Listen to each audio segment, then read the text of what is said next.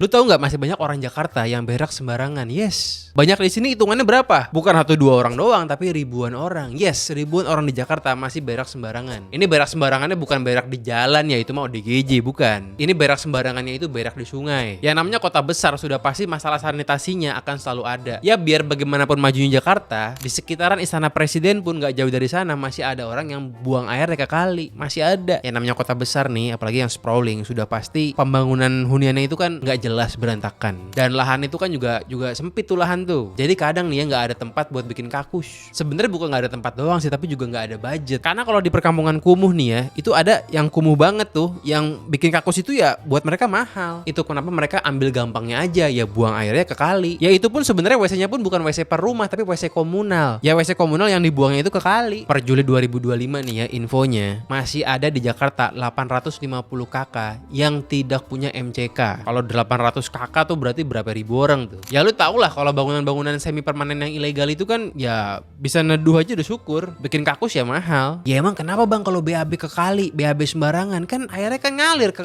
laut nanti. Kan sungai jadi kecemar. Kan banyak bakterinya bro. Itu kan BAB lu isinya bakteri semua. Itu kan ya sumber penyakit. Dan juga nih ya namanya air kali itu bisa meresap ke tanah. Dan lu kan tahu masih banyak orang kita yang pakai air tanah. Nggak semua orang pakai pam loh. Di mana tuh bang kawasan di Jakarta yang masih BAB sembarangan? Tersebar macam-macam nih. Ada yang di Cilincing, ada yang di Bidara Cina, ada lagi di Rawabuaya, di Kapuk Cengkareng, bahkan di Jaksel pun masih ada loh. Buset dah, anak gaul Jaksel tuh masih ada yang nggak punya MCK masih. Ya lu kalau ngomongin Bidara Cina nih ya, itu kan Bidara Cina sebenarnya sama Tebet tuh deket banget, cuman kepisah sama kali doang tuh. Tapi bayangin tuh, kehidupan di sana itu berbanding terbalik banget kan. Ya makanya banyak orang yang berpikir bahwa buang sampah ke kali itu bukan masalah besar, karena ya selama ini jangankan sampah, tainya pun dibuang ke kali kan begitu. Makanya ada riset yang bilang 90% air tanah di Jakarta itu sudah tercemar. Makanya kalau lu pakai air tanah di rumah lu nih ya, termasuk kayak gue juga pakai air tanah, ya usahakan pakai filter lah biar lebih seger gitu loh. Pemerintah bisa ikutan turun tangan tuh, bantuin dananya buat bikin sanitasi, bikin kakus, bikin MCK, bikin lubang tinja. Ya bikinlah satu RT satu lubang tinja misalnya, biar nggak terlalu mahal. Ya inilah bertahun-tahun tata kotanya tidak direncanakan dengan benar. Masalahnya pasti sanitasi kan begitu. Ngomongin kebakaran, kriminalitas, ngomongin transportasi, sanitasi. Ya kalau gue sih solusinya daerah-daerah kumuh nih ya, itu yang paling benar adalah pindah ke rusun. Lo kalau di rusun itu pasti life changing banget buat lu. Paling minimalnya nih ya, itu MCK ada, bersih kita. Kalau tinggal di rusun itu paling enggak nih ya, ada ruang terbukanya, kena cahaya matahari. Life changing, naik tuh quality of life lu. Mana gitu IPL-nya bisa nunggak lagi. Ya iya IPL-nya udah murah, cuman sebulan cepet aja masih lu tunggak dan lu nggak diusir.